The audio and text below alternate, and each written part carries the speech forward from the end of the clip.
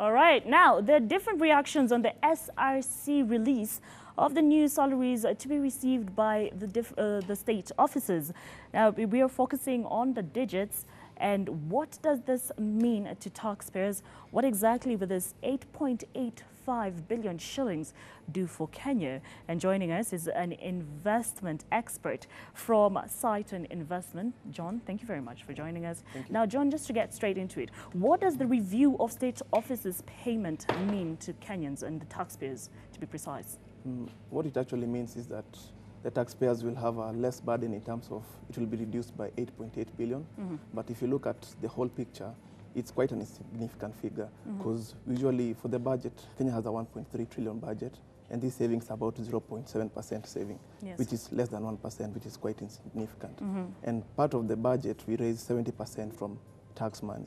So saving 1% from taxpayers is not such a huge saving that you're making. Before we look into how huge or how small the 8.85 billion is, let's take a look. I would like to ask, there is a fear that the new remuneration is just but an announcement due to the elections that are coming up. So what would you say about this? Are we mocking, is the government mocking taxpayers? I don't think so, because this has been a long time coming, since the previous regime to now. So it's not like it's a political move or something. It's something that has been in the works, and it's just coincidence that it's coming a few days before the elections, but it's not a mocking, not a mocking towards the taxpayers, because it's a huge thing, because Kenya has 97 times, they pay the politicians 97 times the current GDP per capita. That's the highest in the world. So it's about time that we reduce this, regardless of whoever is in power. So it's not a mocking towards the taxpayers. I think it's that the government is seeing that it's the right time to do it at this moment towards the elections, which is, it will help them in terms of garnering the votes, but it's not a mock towards them. You started off by saying that this is a small number, considering Kenya's budget is 1.3 trillion shillings. Yes. So should have the SRC deducted more? It's a balance. First, you're touching people's salaries, and you can't deduct quite a huge amount at once. So it has to be a gradual deduction as we go forward. But in my opinion, I believe that it's not the cutting that we should be doing. It's, do we really need all those civil servants? So you should look at the number, the weight, not the depth. It's the width that we're supposed to be addressing. How many people are we actually employing, and how many are they really necessary to be there in the first place? That's very true. So we have the 8.85 billion shillings that is being saved. Expound on what the money would do exactly, 8.85 million, and yet we have the government having projects like the SGR that cost 328 billion shillings. So what exactly can 8.85 billion shillings do for Kenya? Not much, because our economy is 6.6 trillion. And given that it's just 8.8 billion, it's such a small figure, so it won't do much. I think what this thing is doing is in the spirit of what they're trying to achieve here. They're trying to tell Kenyans that we are ready to cut our salaries, and this being the first time, we might even see more cuts in future, more cuts in terms of allowances that are not necessary for government officials. So in terms of economic-wise, it doesn't have a big impact. Okay, could you slightly give us an insight on the difference between the new constitution and the new civil servants? Of course, there are more, and the older constitution. Would you have facts on that? In terms of the number, I'm not quite sure about the number, but clearly when it comes to funds, it's bigger. And it's bigger because we are moving we want to be globally competitive, and we are emulating these developed countries in terms of having the right structures in our government in order to drive the economy forward. So we borrow a lot from developed economies in terms of the constitution, and that's why we seem to have broadened the scope of what we can actually achieve. So what I would say is that we need to have a review in terms of the people we have in the government, if the number is sustainable, and if we actually do need these people, because you can have 3 people doing a similar job that can be done by one person. So that's why for instance, there's an argument that there's no need to have an MP and a senator.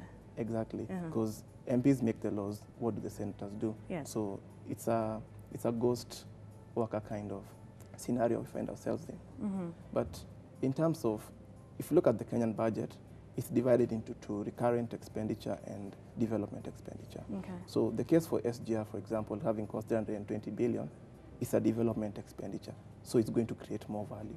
But 70% of our budget is more on recurrent. So we need to actually to review much more on this.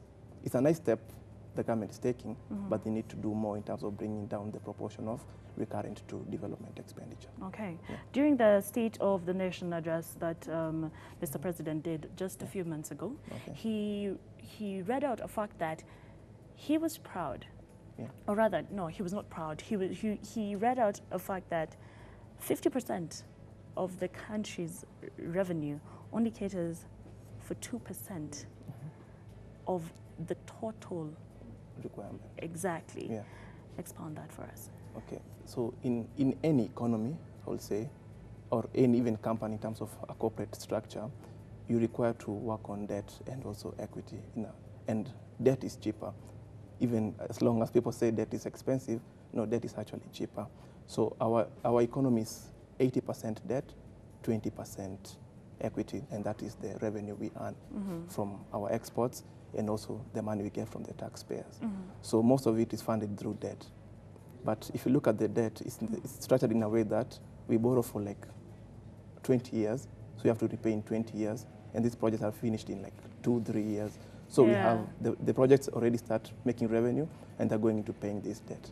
But if you're going to use our own revenues, we will not be able even to achieve such developments that we are seeing currently. Is that so? Yeah. But isn't it better to work with what we have supplied from Kenya, other than tie ourselves into a debt relationship with different countries, for instance, China? Yeah, I don't believe that argument is correct. Okay. With the sense that if you look at China, where they are now, they are a global superpower, growing at 6% per annum, even higher than sub-Saharan Africa, which many claim is the fastest growing on earth.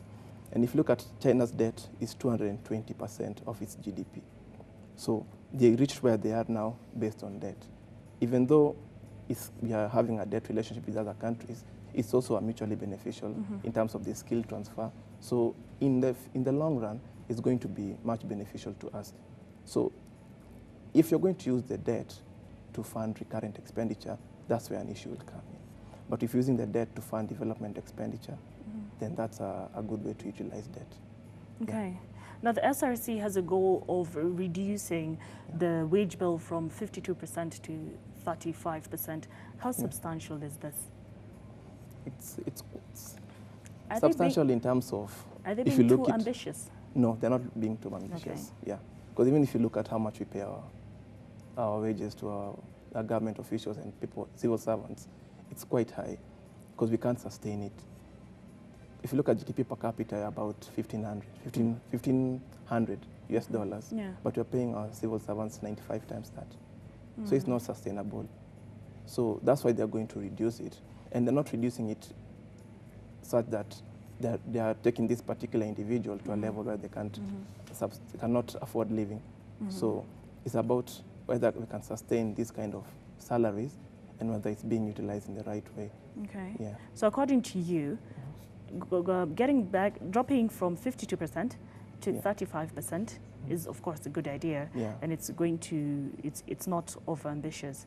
But 35% is still not the best. Yeah, it's still not the best. According to you, how low do we need to go to actually get to a good place? To a good place, but okay, if you look at developed, okay, let me say for starters, you can't compare Kenya with a developed economy like for like. So you have to look at multiples in relation to our size.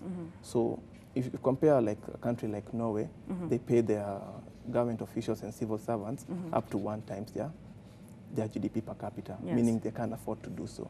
But they're such a developed economy, so if you look in absolute terms, it's quite a huge salary.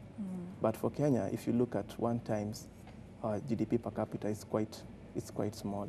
It's in fact a low income earning person, and you cannot place most civil servants in the low income bracket. So in my opinion, it will be, if you compare countries like India, China, South Africa, countries we can actually compare like for like, we will say about 30 times. Yeah. Okay.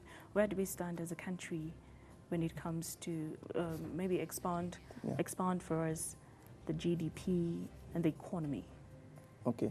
So this first quarter, our GDP grew by 4.7%, which is the lowest in the past 5 years. And this is due to that ongoing drought that has hampered the harvest. Yes. And being a country that over-reliant on agriculture, about 23% of the GDP is based on agriculture. It's an economic builder, exactly. Yeah, so we get such a huge shock on our GDP growth.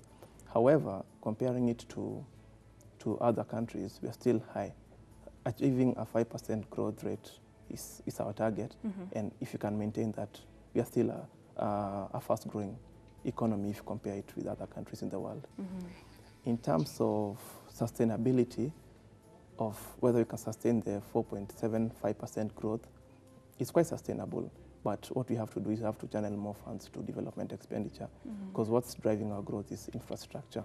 Yeah, and we need to diversify our economy away from agriculture, because if you continue relying on agriculture, any small shock on the sector will bring our growth down.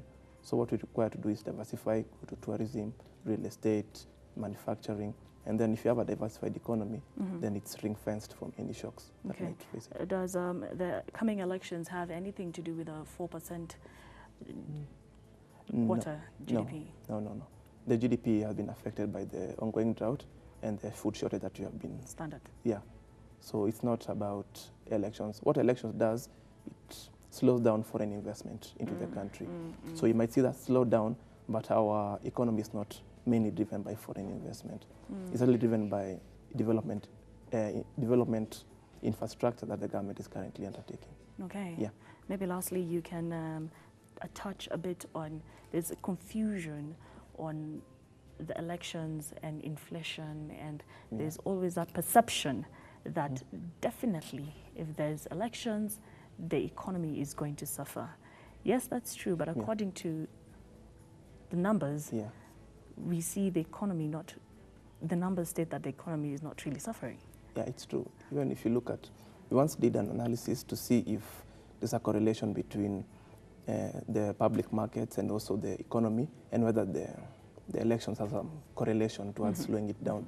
And we found out that it's actually not positively correlated. The elections don't have anything to do with how the economy will perform. The economy performs based on the level of activity within Kenya. And the level of activity only slows down for the electioneering period, 2 to 3 months. But over and all, the entire year, we're usually very strong. And I might add, this election is also quite unique, because I think it's the first one being held media. So being held media might have a bit of a significant effect, because most of our activities are usually tied towards a particular few months of the year. So you might see some slowdown due to the elections, but not to a level that you might say it's quite significant. We won't go as low as the other years, the suffering years during elections. Okay, John, thank you very much. That was John Ndua from Sighted Investment, and we're just trying to take a look at the SRC, the new remunerations for the state officers, and we also got to touch a bit on the elections and inflation. That's it for Business Insight this afternoon. I'll see you tomorrow. My name is Nina Shaban.